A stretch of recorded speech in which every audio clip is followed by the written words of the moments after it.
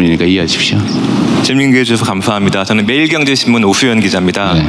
저는 국가부채에 관한 질문을 좀 드리고자 하는데요. 국가부채가 굉장히 빠르게 사실 늘고 있는 게 사실이고 이에 대한 우려가 적지가 않습니다. 그 정부가 추진하고 있는 확장적 재정 기조에 대한 이견은 사실 많지 않고 공감을 하는 분위기이지만 그 추경을 연이어 편성하면서 이제 국채 이자도 많이 늘고 있고 또 새 정부가 아주 의욕적으로 추진하고 있는 정책들이 사실 적지 않은 재정을 필요로 하고 있습니다. 예를 들어서 한미동맹 현대화로 인해서 국방비가 굉장히 급격하게 늦게 될 테고 또 양보법 같은 법안도 아마 재정을 필요로 할 테죠. 그래서 사실 국가 부채에 대한 고민이 누구보다 대통령께서 많으실 텐데 재정의 역할 확대 그리고 재정 건전성이라는 상충되는 정책 목표 사이에서 어떻게 균형을 맞춰 나가실지에 대한 대통령 생각을 부탁드립니다. 네. 우리 국민들께서 많이 걱정하는 부분 중에 하나죠. 그리고 이제 드디어 1,000조가 넘었다 뭐 이렇게. 근데 지금 뭐 1,000조는 옛날에 이미 넘어버렸기 때문에 또 어떤 기준으로 큰일 났다 얼마 넘었다 이렇게 할지 모르겠어요. 사실 국채 규모의 절대액은 별로 중요하지 않아요. 그 경제 규모에 따라 다르거든요. 전 재산이 100억인 사람이 빚을 3천만 원 졌다. 사실 뭐 충분히 갚을 수 있다면, 그리고 그 돈으로 투자해서 3천만 원 이상의 돈을 벌 수 있다면 그거 안 할 이유가 없는 거죠. 근데 재산이 100만 원밖에 없는 사람이 3천만 원 빚을 졌다. 빚이 2천만 원이었는데 신용 불량이었는데 1,000만 원 더 빚졌다. 이 큰일이죠. 그래서 이 절대액으로 얘기할 건 아니다. 우리가 대개 지금 한 2,700조 원 가까이 GDP가 되는데 부채가 이번에 저희가 이제 약 100조 원 가까이 국채 발행을 하게 되면 부채 비율이 대개 한 50% 약간 넘는 뭐 그 정도가 될 겁니다. 근데 다른 나라들의 경우를 보면 대개 100%가 넘고 있어요 이미.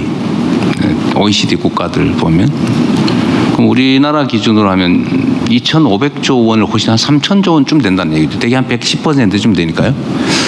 물론 이 계산 방법이 뭐 다르다는 논쟁들이 있긴 한데 어쨌든 OECD 국제 기준에 의한 계산입니다. 똑같은 기준으로 해봐야죠.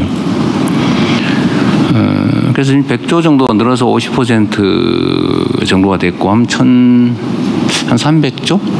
뭐 이 정도 정확한 수치 모르겠어요. 왔다 갔다 할 텐데 100조 원 정도를 지금 투자해서 이것도 써 없애는 게 아니고 주로는 이제 생산적 분야에 투자할 거라서 기술 투자, 연구개발 뭐 그런 거 아닙니까?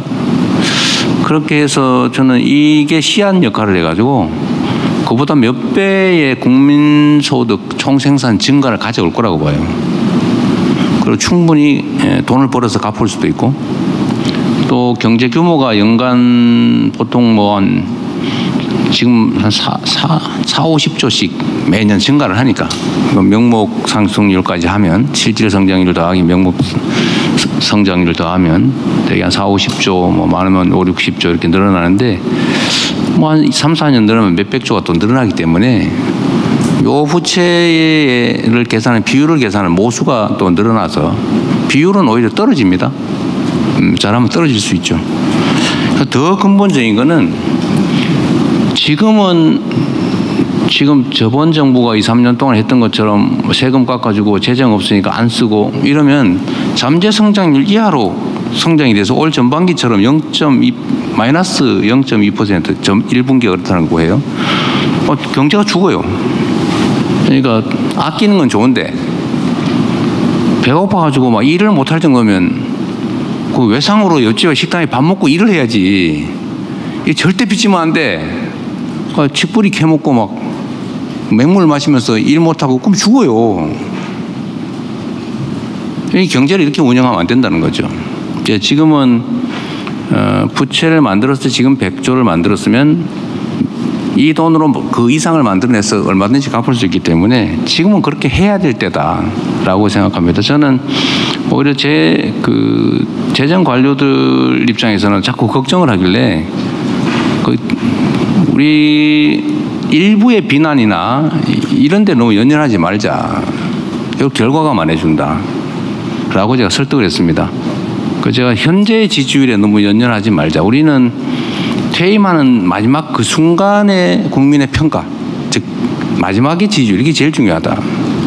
제가 끊임없이 계속 그렇게 얘기하거든요. 그래서 지금은 왜 빚을 그렇게 많이 졌냐 이렇게 얘기하느라고 그러면 그 비난을 피하기 위해서 그냥 있는 재정으로 운영을 하면 경제가 살아날 수가 없죠. 그래서 터닝 포인트를 만들기 위한 불가피한 조치다라고 말씀드리고요. 이 100조 때문에 비율이 뭐 대폭 늘어난 것도 아니고 그 결과물 때문에 오히려 더 나은 결과를 만들 거다라고 얘기할 수 있습니다. 그리고 재정 집행이나 경제 운영은 투명해야죠. 지금까지 전 정부가 장부에 없는 빚을 진 게 한 90조 돼요. 아니, 돈이 없으면 장부에다 쓰고 써야 될 거 아닙니까? 장부에 안 쓰고 실제로 빚을 낸 게 90조쯤 된다고요. 그럼 그렇게 할까요? 예를 들면 그렇게 하자는 건 전혀 아닐 것 같아요. 그러는 바람에 뭐 여기저기 기금 먹거리를 다 박박 긁어 쓰는 바람에 기금도 제 역할을 못하고 위험해지고 장부상 국가 부채 비율은 뭐 안 늘어난 척했지만 실제로는 아주 악성 부채가 늘어난 거죠. 이렇게 경제 운영을 하면 안 된다. 그래서 다 터놓고 하자 그냥 있는 대로. 그래서 100조씩이나 하는 얘기를 들을 거 감수하고 저희는 지금은 밭에 씨를 뿌려야 되는데 뿌릴 씨앗이 없으면 씨앗 값을 빌려서라도 씨를 뿌려야 된다. 그리고 가을에 훨씬 더 많은 수확을 거둬서 가뿐하게 갚으면 더 낫지 않을까 생각합니다. 네. 네. 그러면 말씀 마치신 거죠? 네. 네. 이번에는 제가 한 분을 지목해서 질문을 들어보겠습니다. 오늘 와주신 외신분들 중에 혹시